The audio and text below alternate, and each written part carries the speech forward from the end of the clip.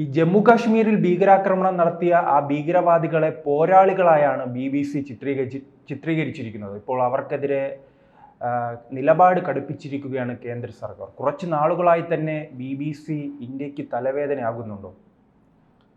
BBC ഉണ്ടാക്കിയ തന്നെ ഇന്ത്യക്ക് തലവേദനയാകാൻ വേണ്ടി.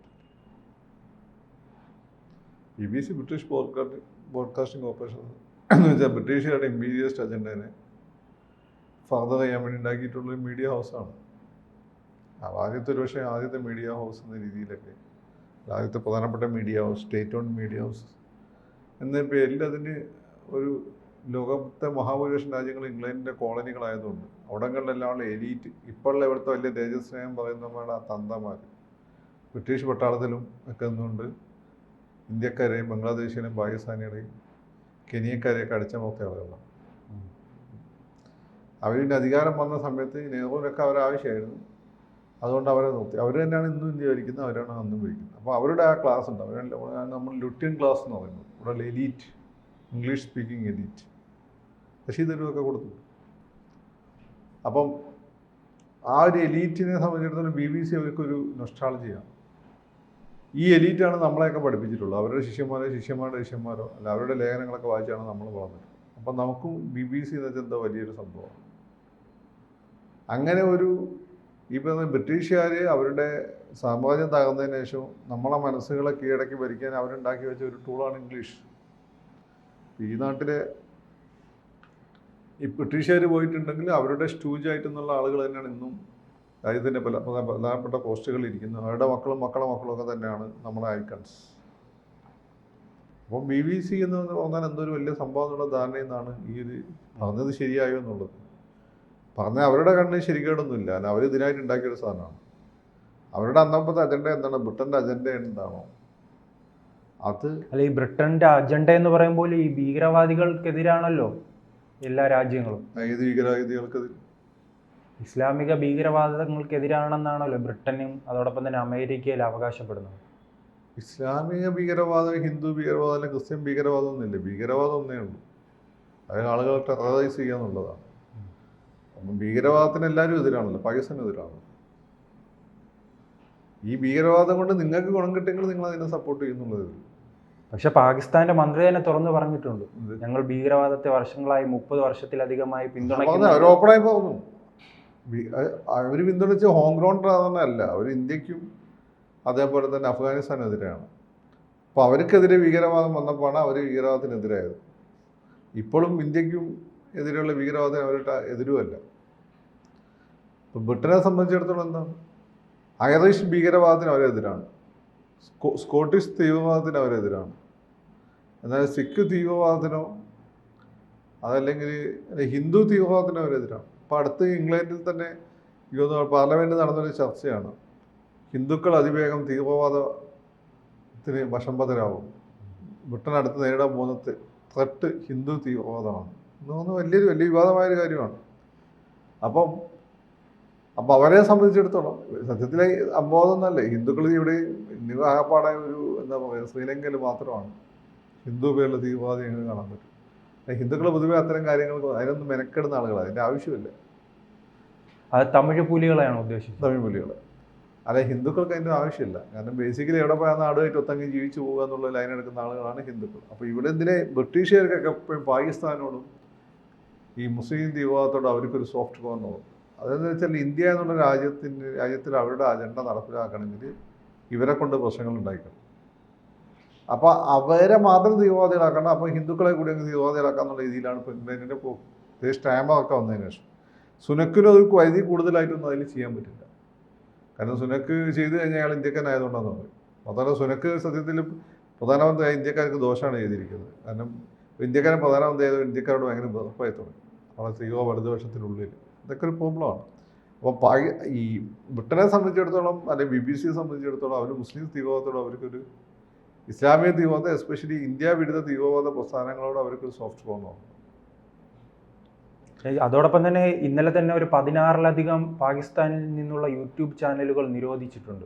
അപ്പോൾ അത്തരത്തിലൊരു കർശനമായ നടപടിയെടുക്കാൻ BBC-ക്കെതിരെ നടപടിയെടുക്കാൻ കഴിയുമോ ഇന്ത്യക്ക്? തുടക്കം ചില റെയ്ഡുകൾ ഉണ്ടായിരുന്നപ്പോൾ ഇന്ത്യയിൽ ഉൾപ്പെടെ മാധ്യമ സ്വാതന്ത്ര്യത്തിലേക്കുള്ള കടന്നുകയറ്റമായി ചിത്രീകരിക്കപ്പെടുന്ന ഒരു സാഹചര്യം ഉണ്ടായി. നോട്ട് നിരോധിക്കാമെങ്കിൽ BBC-ക്ക് ഇതിന് നിലപാട് കൊടുക്കുക, ബുദ്ധിമുട്ടൊന്നുമില്ല. പക്ഷെ അതിൻ്റെ പുറത്ത് ഭയങ്കരമായിട്ട് മാധ്യമ സ്വാതന്ത്ര്യത്തിന് വേണ്ടി കൈകടത്തിയതിലോ വലിയ ഹ്യൂ ആൻഡ് ക്രൈ ഉണ്ടാകും. കാരണം ലോകത്തെല്ലായിടത്തും ഒരു ബ്രിട്ടീഷ് മെൻറ്റാലിറ്റി കൊളോണിയലിസമായി അവരുണ്ടാക്കി വെച്ചിട്ടുണ്ട്. അങ്ങനെ പറയുമ്പോൾ ഞാൻ ഈയൊക്കെ കൊളോണിയലിസത്തിൻ്റെ പ്രൊഡക്റ്റാണ്. നമ്മളിരുന്ന ഷർട്ടും ഞാൻ മുണ്ടെങ്കിലും കൊടുക്കും, നീ അതുപോലെ കൊടുക്കാറില്ല. അപ്പോൾ ഇതെല്ലാം തന്നെ കൊളോണിയലിസത്തിൻ്റെ സൃഷ്ടിയാണ്. നമ്മൾ ഉപയോഗിക്കുന്ന ഭാഷ, നമ്മളെ ഭാഷയുടെ ഇന്ത്യയിലെ പല ഭാഷയുടെ ആധുനിക നിഘണ്ടു തയ്യാറാക്കിയത് സായിപ്പാണ്. അതുപോലെ തന്നെ നമ്മൾ ഉപയോഗിക്കുന്ന നമ്മളെ ഭക്ഷണശീലം, ഇപ്പോൾ ഒരാൾ ദോശ കഴിക്കുന്നുണ്ട്, വളരെ ചുരുക്കമല്ല. അപ്പോൾ നമ്മുടെ ഭക്ഷണശീലങ്ങളൊക്കെ മാറി. അപ്പം കൊളോണിയലിസത്തിൻ്റെ പ്രൊഡക്ട്സാണ് നമ്മൾ. അപ്പം കൊളോണിയലിസം ഇപ്പോൾ വേറൊരു രാജ്യം പാകിസ്ഥാൻ BBC നിരോധിച്ചാൽ നമ്മൾ ശക്തമായിട്ട് അപലപിക്കും. നമ്മൾ BBC നിരോധിച്ചാൽ മറ്റു രാജ്യങ്ങൾ എന്നുവെച്ചാൽ ഈ BBC എന്താ വലിയ സംഭവം വിചാരിച്ചിരിക്കുന്ന മറ്റുള്ള രാജ്യങ്ങൾ അവർ അതിനെ ശക്തമായിട്ട് അപലപിക്കും. അപ്പോൾ ആ അപലപിക്കൽ പരിപാടി ഇങ്ങനെ കണ്ടിന്യൂ ചെയ്തു പോകും. അതങ്ങനെ ഇപ്പോൾ ഇന്ത്യ പെട്ടെന്ന് BBC ഒക്കെ നിരോധിച്ചാൽ ഇന്ത്യ വളരെ പെട്ടെന്ന് ഒരു തരത്തിലുള്ള ഹിന്ദു തീവ്രവാദത്തിൻ്റെ കേന്ദ്രമായിട്ട് അവർ ചിത്രീകരിക്കും. എന്നാണ് പ്രശ്നം. അപ്പോൾ അതിനെ അവർ ചാൻസ് നോക്കിക്കൊണ്ടിരിക്കുക. അതുകൊണ്ട് ഇപ്പോൾ ഇംഗ്ലണ്ടിൽ ഇല്ലാത്ത ഹിന്ദു തീവ്രവാദം ഇപ്പോൾ പാർലമെൻറ്റിൽ വരെ കൊണ്ടുവച്ചിട്ടുണ്ട് അവിടുത്തെ ഒരു മന്ത്രി. അപ്പോൾ ഇങ്ങനെയുള്ള പ്രശ്നങ്ങളുണ്ടാവും. അത് നിരോധിക്കുന്നതിന് ബുദ്ധിമുട്ടൊന്നുമില്ല. പക്ഷെ എന്നാൽ പിന്നെ നിങ്ങൾ എന്തെങ്കിലും പറഞ്ഞോ, നമ്മൾ BBC പോലെ ഒരു ചാനൽ എന്തെങ്കിലും വാർത്ത നൽകിയാൽ ഇന്ത്യയിൽ അത്ര അധികം സ്വാധീനിക്കപ്പെടാനുള്ള സാധ്യതയുണ്ടോ? ഇന്ത്യയിലല്ല, ഗ്ലോബൽ ഒപ്പീനിയൻ സ്വാധീനിക്കും. ഫോർ എക്സാമ്പിൾ ഇപ്പം ബലൂചിസ്ഥാനിൽ പ്രശ്നം ഇപ്പോൾ ഇന്ത്യൻ മീഡിയ ഒരു രീതിയിൽ റിപ്പോർട്ട് ചെയ്യും, പാകിസ്ഥാൻ മീഡിയ അതിൻ്റെ ഓപ്പോസിറ്റ് റിപ്പോർട്ട് ചെയ്യും. നമ്മൾ ഒരു സത്യമായ കാര്യങ്ങൾ അറിയാൻ വേണ്ടി പൊതുവേ നമ്മളത് മൂന്നാമതൊരു മീഡിയത്തിലേക്ക് എത്തും. അപ്പോൾ മൂന്നാമതൊരു മീഡിയ ഇൻ്റർനാഷണലി കുറച്ചുകൂടി വിശ്വസനീയമായ മീഡിയ അതാണ്. ഒന്ന് BBC, വേറൊന്ന് ഗാർഡിയനാണ്. ഫോക്സ് ന്യൂസൊക്കെ നമുക്കറിയാം, അത് വലതുപക്ഷ അജണ്ട ഉള്ളതാണ്. ഇപ്പം BBC അല്ലെങ്കിൽ ഗാർഡിയനാണ്. അപ്പോൾ നമ്മൾ BBC-യിലേക്കോ അല്ലെങ്കിൽ ഗാർഡിയനിലേക്ക് പോകും. അപ്പോൾ അതിലേക്ക് പോയിട്ട് അതിൽ പക്ഷേ ഇങ്ങനെയാണ് പറയുന്നത് എങ്കിൽ നമുക്ക് അത് ഇൻ്റർനാഷണൽ ഒപ്പീനിയനെ അത് സ്വാധീനിക്കും. അതാണ് പ്രശ്നം. കാരണം ഇത് പാകിസ്ഥാൻ പറഞ്ഞതാണ്. ഇന്ത്യയിൽ ഇത് ചുക്കുണ്ടാക്കില്ല. അല്ല, പാകിസ്ഥാൻ്റെ അവിടുത്തെ മന്ത്രിമാർ പറയുന്നതാണ് ഇന്ത്യയിൽ ആക്രമണം നടത്തിയത് സ്വാതന്ത്ര്യ പോരാളികളാണെന്ന്. അങ്ങനെ ഒരു പോരാളികളാക്കിയാണ് ചിത്രീകരിക്കുന്നത് BBC. ഇവിടെ രഹസ്യമായി പല ആളുകളും ഇവിടുന്ന് തന്നെ പറയുന്നില്ലേ, രഹസ്യമായി പറയുന്നില്ല എന്നല്ലോ. പക്ഷേ നമ്മുടെ നാട്ടിലെ പല ബുദ്ധിജീവികളും ഇത് രഹസ്യമായി പറയുന്നതായിട്ടാണ്. ചില ആളുകളെ പറയാൻ വയ്യാത്തതിൻ്റെ വിഷമം മറ്റു രീതിയിൽ പറഞ്ഞു പ്രതിരോധ വീഴ്ച എന്നൊക്കെ പറഞ്ഞ് തീർത്തുകൊണ്ടിരിക്കുകയാണ്. അപ്പോൾ അതാണ് അതിൻ്റെ ഒരു കാര്യം. അതങ്ങനെ നടക്കും. സാറ് പറയുന്നത് ഇന്ത്യക്കകത്തും അവരെ പോരാളികളായി ആരാധിക്കുന്നവരുണ്ട്.